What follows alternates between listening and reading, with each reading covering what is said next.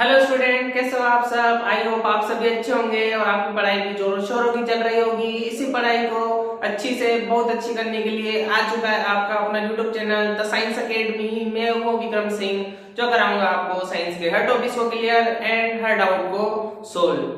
तो क्या हालचाल आपके, बढ़िया होंगे सबके। तो अपना क्या चल रहा है आपको सभी को पता होगा। अपना क्लास 8 का चैप्टर नंबर 9 अपन ने शुरुआत कर रखी है। बायोलॉजी चैप्टर है, बड़ा इंपॉर्टेंट चैप्टर है और आपके आगे की लाइफ में बहुत कुछ आएगा इस चैप्टर के बारे में। ठीक है, जैसे आप 10th क्लास में एंटर होगे 1 साल बाद 2 साल बाद, तो यही चीज आपकी वापस रिपीट होगी। क्या? जंतुओं में जनन। ठीक है, यही चीज आपके वापस रिपीट होगी कि जनन किस प्रकार होता है, युग्मनज क्या होता है, निषेचन क्या होता है, भ्रूण क्या होता है, गर्भ क्या होता है। यही चीज आपके रिपीट होगी वापस। अगर आप अभी इस क्लास में क्या करोगे, इस चीज को समझ लोगे अच्छे तरीके से, तो बाद में आपको प्रॉब्लम फेस नहीं करनी पड़ेगी, इसकी गारंटी मैं आपको देता हूँ। ठीक है, तो शुरुआत करते हैं आज के धमाकेदार सेशन का। तो क्या करना है सभी को, साइंस अकेडमी चैनल को सब्सक्राइब करना है और शेयर कर देना है सभी के साथ। तो शुरुआत करते हैं आज का अपना टॉपिक और हेडिंग डालो मेरे साथ, जिसका नाम है निषेचन। क्या हेडिंग है? निषेचन। ठीक है, मैं आपको 2-3 बार कंटिन्यू बता चुका हूँ निषेचन क्या होता है, फर्टिलाइजेशन क्या होता है। ठीक है, मैं आपको बता चुका हूँ। आज मैं वापस क्यों लिख रहा हूँ, क्योंकि इसी के बारे में अपन को थोड़ा सा आगे डिटेल में भी पढ़ना है। आपके क्लास 8 में इसी के बारे में थोड़ा सा डिटेल में दिया गया है, तो वो अपन अभी की क्लास में कंप्लीट करेंगे।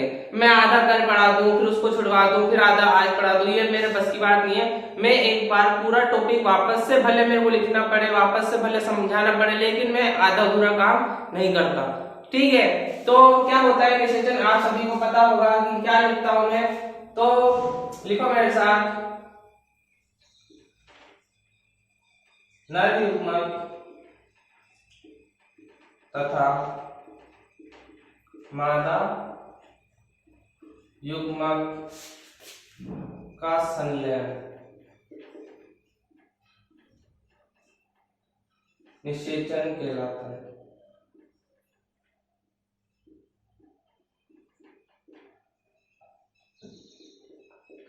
ठीक है, नर युग्मक और मादा युग्मक का संलयन, संलयन मतलब मिलना। ठीक है, नर युग्मक कौन? नर युग्मक शुक्राणु। ठीक है, नर युग्मक शुक्राणु। मादा युग्मक कौन? मादा युग्मक अंडाणु। ठीक है, मादा युग्मक अंडाणु, ये दोनों मिलेंगे। कौन दोनों? ये दोनों जब मिलेंगे तो निर्माण होगा, या फिर क्या कहलाएगा? निषेचन कहलाएगा। ठीक है, जब ये दोनों मिल जाते हैं आपस में तो क्या होता है, निषेचन की क्रिया होती है। ठीक है, कहाँ होती है? मादा शरीर के अंदर होती है। ठीक है, अब इसके बाद जो इसी के अंदर का आता है वो होता है निषेचन कितने प्रकार का होता है। ठीक है, निषेचन कितने प्रकार का होता है? तो निषेचन 2 प्रकार का होता है, आंतरिक निषेचन और बाह्य निषेचन। आंतरिक का मतलब अंदर और बाह्य का मतलब बाहर। किसके? मादा शरीर के अंदर और मादा शरीर के बाहर। ये होता है आंतरिक और बाह्य। तो हेडिंग डालो और लिखना है इसकी भी डेफिनेशन। पहले हेडिंग डालना निषेचन के प्रकार। ठीक है, क्या हेडिंग है? निषेचन के प्रकार। तो 2 प्रकार का निषेचन होता है। फर्स्ट हेडिंग है आंतरिक निषेचन। क्या है? आंतरिक निषेचन। ठीक है, इंग्लिश में क्या बोला जाएगा? इंग्लिश में बोला जाएगा इंटरनल फर्टिलाइजेशन। ठीक है, कि आंतरिक निषेचन, आंतरिक का मतलब आप समझते हो कि जो अंदर हो रहा हो, और निषेचन क्या होगा? मादा शरीर के अंदर होगा। ठीक है, तो क्या होगा ये? आंतरिक निषेचन। तो क्या लिखोगे कि जब निषेचन प्रक्रिया मादा शरीर के आंतरिक यानी कि अंदर के भाग में होती है, उसे क्या बोला जाएगा? आंतरिक निषेचन बोला जाएगा। और जब आती है बात बाह्य निषेचन, क्या होता है? तो बाह्य मतलब बाहर, और कहाँ होगा? मादा शरीर के बाहर। तो क्या लिखोगे कि जब निषेचन प्रक्रिया मादा शरीर के बाहर होती है तो उसे हम क्या कहेंगे? बाह्य निषेचन कहेंगे या एक्सटर्नल फर्टिलाइजेशन कहेंगे। ठीक है, तो लिखना है इसमें, लिखना जब निषेचन प्रक्रिया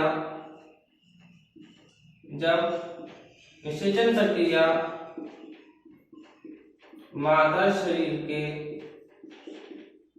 अंदर होती है, जब निषेचन प्रक्रिया मादा शरीर के अंदर होती है, उसे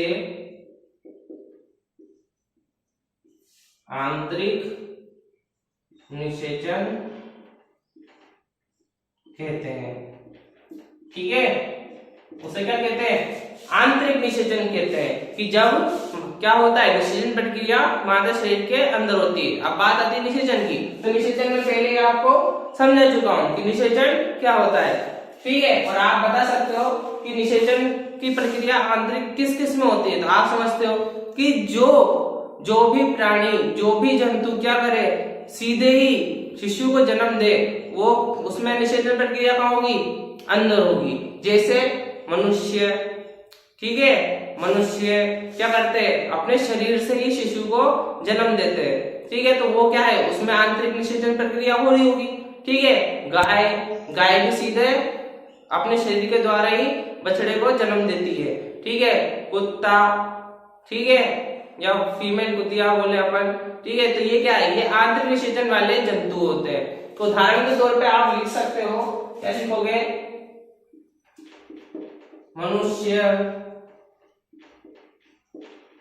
गाय, कुत्ता, ये सब क्या होते हैं? ये आंतरिक निषेचन वाले जंतु होते हैं। ठीक है, नेक्स्ट हेडिंग डालना बाह्य निषेचन। ठीक है, क्या है? बाह्य निषेचन। जैसा कि नाम है वैसा ही उसका अर्थ है, आपको समझ में आ रहा होगा। बाह्य मतलब बाहर की ओर। कहाँ? बाहर की ओर। किसके? मादा शरीर के बाहर। तो लिखना है इसके अंदर, जब निषेचन प्रक्रिया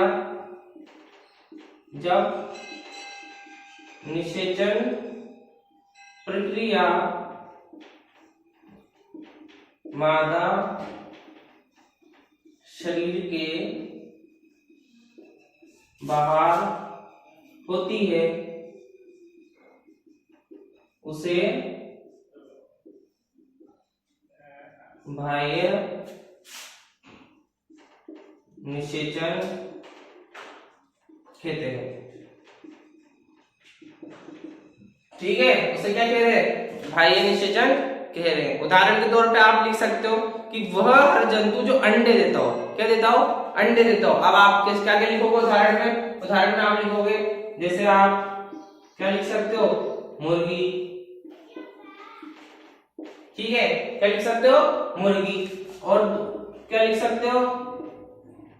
कछुआ, सर्प यानी सांप। ठीक है, आदि।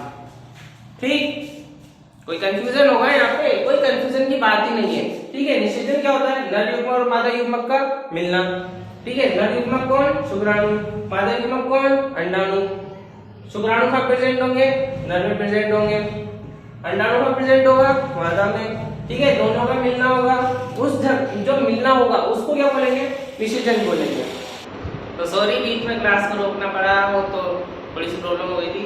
ठीक है, तो मैं अपन क्या पढ़ रहे थे? अपन पढ़ रहे थे निषेचन के बारे में। तो मैंने ये समझा दिया था अच्छे तरीके से आपको, आपने समझ भी लिया होगा। इसी सा टॉपिक है, कोई कठिन नहीं है। ठीक है, तो पहले इसको नोट करो, फिर इसको में रब करके अपन आगे पढ़ेंगे। ठीक है, अब क्या होगा? एक बार हाईलाइट कर देते अपन। ठीक है, निषेचन क्या होता है? जब नर युग्मक, ठीक है, जब नर युग्मक तथा मादा युग्मक का मिलना होता है तो उसे क्या कह रहे हैं? निषेचन कह रहे हैं। ठीक है, उसे क्या कह रहे हैं? निषेचन कह रहे हैं। दूसरी बात, निषेचन कितने प्रकार का होता है? तो आप सबको पता है, दो प्रकार का होता है, आंतरिक और बाहर। ठीक है, आंतरिक मतलब शरीर के अंदर, बाहर मतलब शरीर के बाहर। ठीक है, तो मैंने भी वही लिख रखा है कि जब निषेचन प्रक्रिया मादा शरीर के अंदर होती है तो उसे क्या कहते हैं? आंतरिक निषेचन कहते हैं। ठीक है, उदाहरण के तौर पर मैंने आपको बता दिया। दूसरी बात, बाह्य निषेचन क्या होता है? जब निषेचन प्रक्रिया मादा शरीर के बाहर होती है। कहाँ होती है? बाहर होती है तो उसे क्या कह रहे हैं, बाह्य निषेचन कह रहे हैं। उदाहरण आपके सामने, ठीक।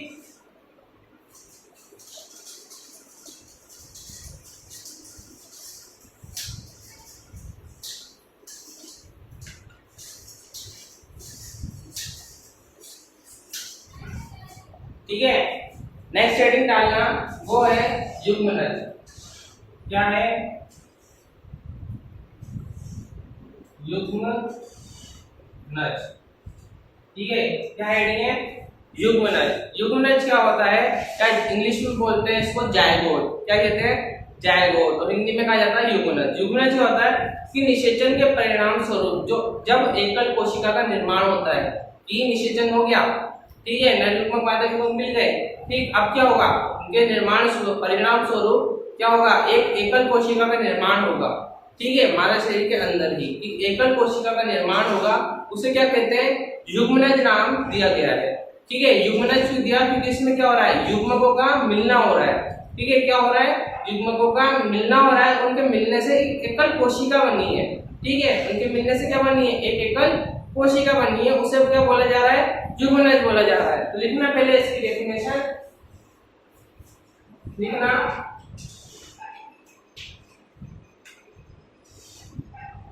निषेचन के परिणाम स्वरूप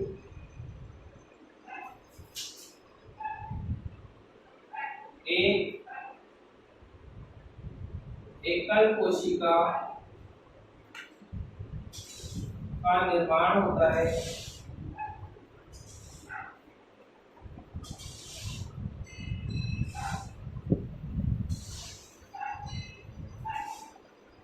उसे युग्मनज कहते हैं। उसे क्या कहते हैं? युग्मनज कहते हैं। कि यानी कि क्या कहना चाह रहा हूं मैं कहना चाह रहा हूं कि क्या है?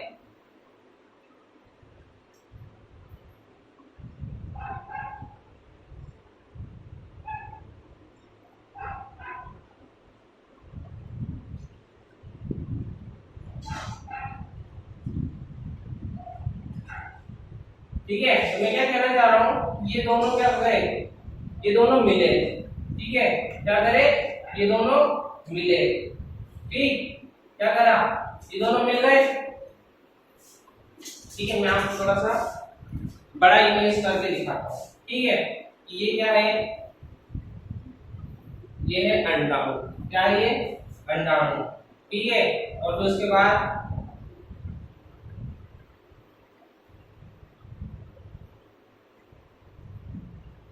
ठीक है, ये क्या है? शुक्राणु।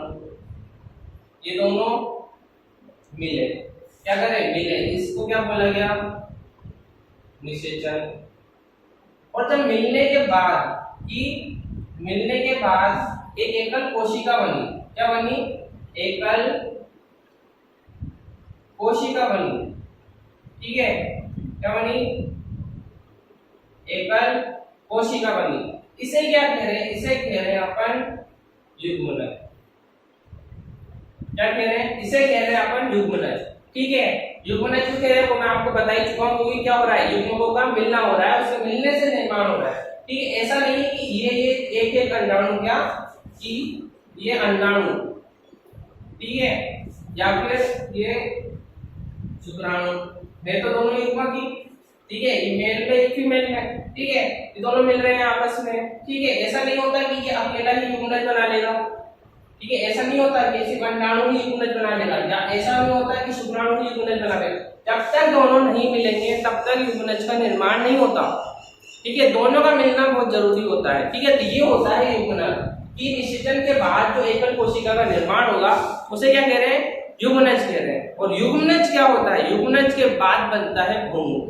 क्या बनता है? युग्मनज के बाद बनता है भ्रूण, ठीक है। तो डायग्राम बना लिया होगा,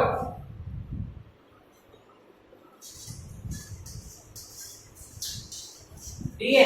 अगली स्टेज क्या आएगी? अगली स्टेज आएगी भ्रूण। क्या आएगी?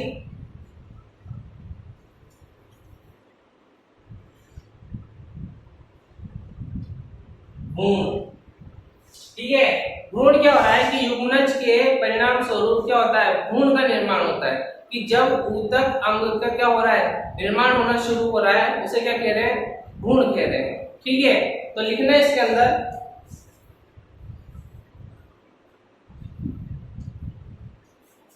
लिखना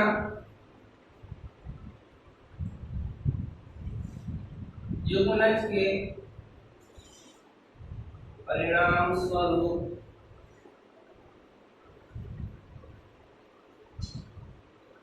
भ्रूण का निर्माण होता है। किसका होता है, भ्रूण का निर्माण होता है। ठीक है, युग्मनज लगातार विभाजित होकर युग्मनज लगातार विभाजित होकर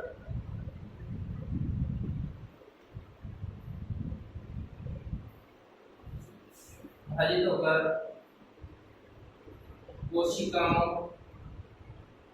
के गोले में बदल जाता है।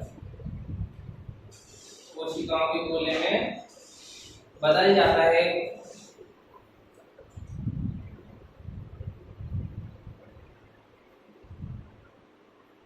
तथा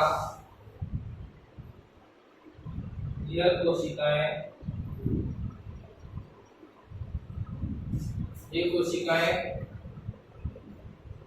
समूह में बदल जाती है, समूह में बदल जाती है तथा ऊतक, ठीक है, ऊतक को वह अंगों में परिवर्तित हो जाती है। ठीक है, सबसे पहली लाइन क्या लिखी मैंने कि युग्मनज के बाद क्या होता है, भ्रूण का निर्माण होता है।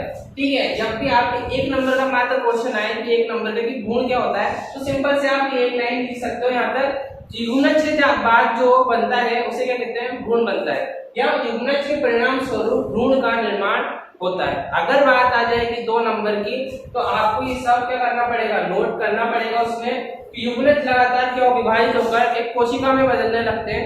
ठीक है, कोशिका, वो एक एकल कोशिका दिखाई थी, एक एकल कोशिका दिखाई थी, धीरे धीरे समय के बाद क्या होता है, वो कोशिकाएं बटने लगती है, आपस में समूह में बनाने लगती है, और वो समूहीकरण होने के बाद क्या होते हैं, ऊतक और अंगों में बदल जाते हैं। ठीक है, वो कोशिकाएं जब समूह में बदल जाएंगी तो क्या अलग अलग क्या करेंगे, ऊतक और अंगों में बदल जाते हैं। ठीक है, ये होता है आपके भ्रूण, तो इसको भी नोट करो। ठीक है, इसके बाद जो अगला टॉपिक आता है, लास्ट टॉपिक, वो होता है गर्भ। क्या है,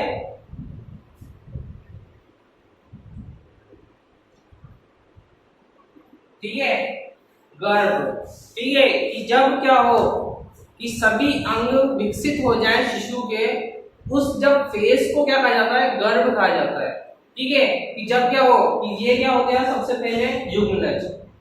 ठीक है, कि युग्मनज में क्या हो रहा है कि निषेचन के परिणाम स्वरूप एक एकल कोशिका बन रही है। ठीक है, एकल कोशिका बन रही है, उसे युग्मनज कह रहे हैं। वो युग्मनज किस में परिवर्तित होगा, भ्रूण में परिवर्तित होगा, क्योंकि भ्रूण में क्या हो रहा है, वो एकल कोशिकाएं बढ़ रही है, वो समूह में बढ़ के ऊतक और अंगों का निर्माण कर रही है। जब वो क्या होगा, समूह में बढ़ जाएगी, और बढ़ने के बाद जो अगली फेज आएगी ना, उसे क्या बोलेंगे, गर्भ बोलेंगे। क्योंकि गर्भ में क्या होता है, गर्भ जो फेज आती है, यानी कि वो समय आता है, उसमें क्या होता है कि सभी अंग विकसित हो जाते हैं शिशु के। ठीक है, कि शिशु के सभी अंग विकसित हो जाते हैं, और क्या होता है, अपन को पहचान करने में आसानी होती है। कि जब भी क्या होता है, कोई महिला गर्भवती होती है तो अब उसकी सोनोग्राफी करी जाती है, डॉक्टर उसकी सोनोग्राफी करवाता है, तो उसमें पहचान करी जाती है कि हाँ, कि अब क्या हो गया, गर्भवती में कि सभी अंगों की पहचान वो कर लेता है कि हाँ, कि अब सभी अंगों की पहचान हो चुकी है। अब क्या करेगी, माता शिशु को जन्म दे सकती है किसी भी समय, वो फेज आती है गर्भ की। ठीक है, तो लिखना है इसके अंदर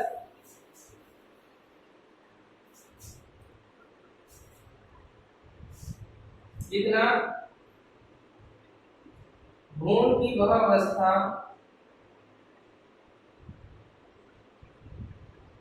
जिसमें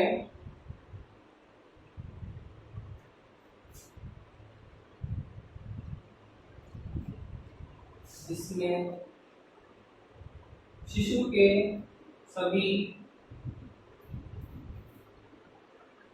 के शारीरिक अंगों की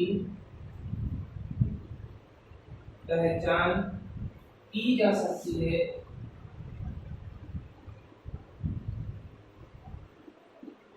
वह अवस्था